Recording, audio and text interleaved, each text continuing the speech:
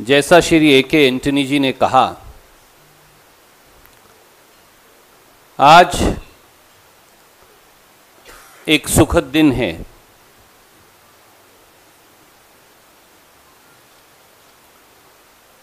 इसलिए कि राहुल जी ने अनेकों बार कहा है और कि अमेठी उनकी कर्म भूमि है। अमेठी के लोगों का प्यार और स्नेह राहुल गांधी जी के लिए बेजोड़ है। अमेठी से उनका रिश्ता केवल एक निर्वाचित प्रतिनिधि का नहीं, परिवार के एक सदस्य का है और इसीलिए उन्होंने सदैव कहा कि वो अमेठी को कभी छोड़ नहीं सकते। उसके साथ साथ परिवार के एक सदस्य का है और इसीलिए उन्होंने सदैव कहा कि वो अमेठी को कभी छोड़ नहीं सकते। उसके साथ साथ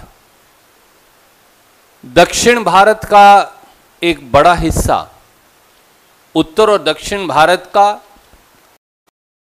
एक सांस्कृतिक और भाईचारे का रिश्ता रहा है, पर मौजूदा परिस्थिति में जिस प्रकार से अलग अलग प्रदेशों की भाषा, उनकी शैली, उनके खान पान, उनकी संस्कृति, उनके जीने का तौर तरीका, उस पर हमला किया जा रहा है।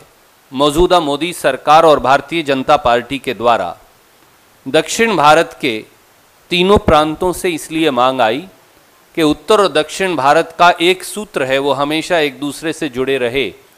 इसलिए तीन प्रांतों ने, केरल, कर्नाटक और तमिलनाडु से, ये बार बार मांग आई कि श्री राहुल गांधी दूसरी सीट से लड़ें।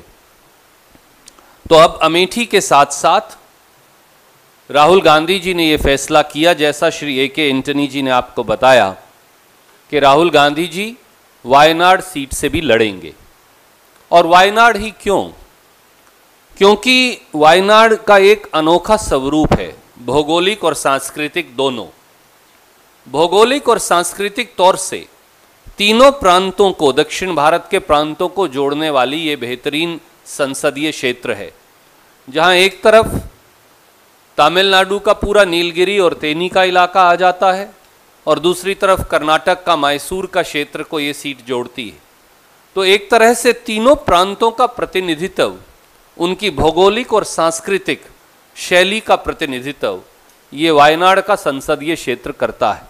और इसीलिए पार्टी ने और श्री राहुल गांधी जी ने ये निर्णय किया कि वो एक तरह से इन तीनों प्रांतों का प्रतिनिधित्व इस सीट संसदीय क्षेत्र से लड़कर कर पाएंगे और दक्षिण और उत्तर भारत में जिस प्रकार का एकजुटता का सूत्र है उसे और मजबूत कर पाएंगे। कांग्रेस के कार्यकर्ताओं के लिए ये एक हर्ष का दिन है कि दूसरी सीट अमेठी के बाद वायनाड सीट से भी श्री